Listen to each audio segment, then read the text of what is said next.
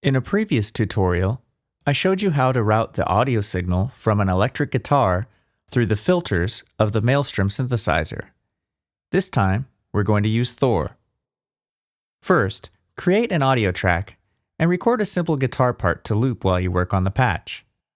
I'm pasting in something I recorded earlier. Of course, you can play live guitar through the patch later as well.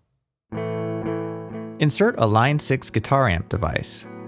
The default patch is fine. Then drag a Thor in under that. Right-click on Thor and choose Initialize Patch so that you can start programming Thor from a clean slate. Flip your rack around by pressing the Tab key on your computer keyboard. Disconnect the left From Device Insert Effects cable from the Line 6 guitar amp's left output and connect it to Thor's left output. Connect the guitar amp's left output to audio input 1 on Thor and flip the rack around.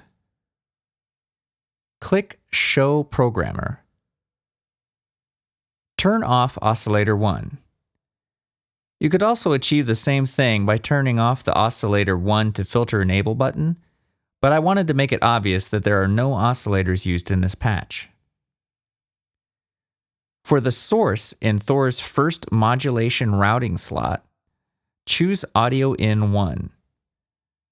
For the destination, choose Filter 1 Audio Input, and turn the amount up to 100 by clicking and dragging up with your mouse. Set Thor's Run mode to repeat and click Run. Turn the volume all the way up on the Line 6 amp device. Already, you can play with the amp envelope decay setting and hear an effect. If you want, you can click on a few steps to turn them off and create a rhythm. Change Filter 1 to a formant filter. Turn the envelope and velocity knobs all the way down. Check out the effect of the gender knob.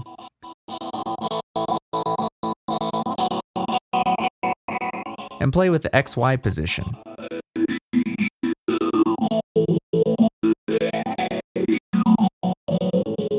In the second modulation routing slot, choose Step Sequencer Curve 1 for the source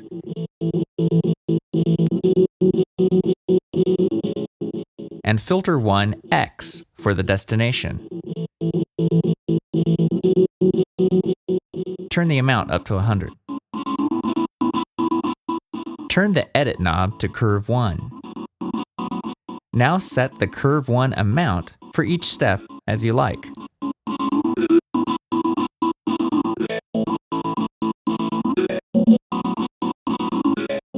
To make the rhythm non-repetitive, you can set the direction selector to random. To add some distortion, you can play with the shaper.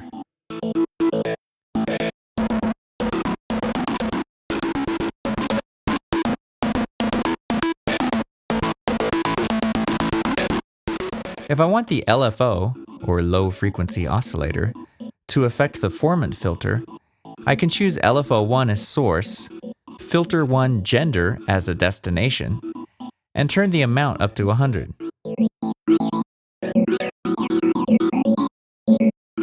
I can even choose a second destination for LFO 1. How about Filter 1X?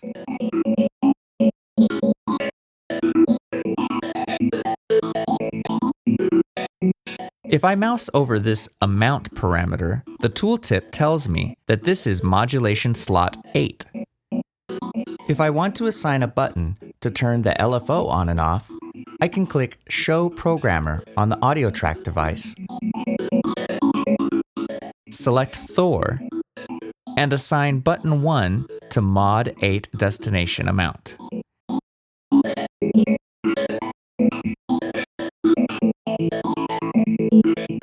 And set the minimum to 0. Then I can assign button 1 to also control Mod 8 destination 2 amount.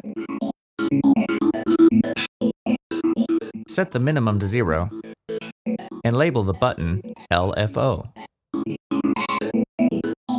If you want to make this a stereo patch, right-click on Thor and choose Duplicate Devices and Tracks.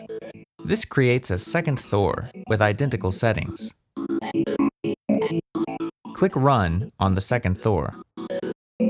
Flip the rack around and connect the right output of the Line 6 amp device to the audio input of the second Thor. Then connect the left output of the second Thor to the right From Device Insert Effects input.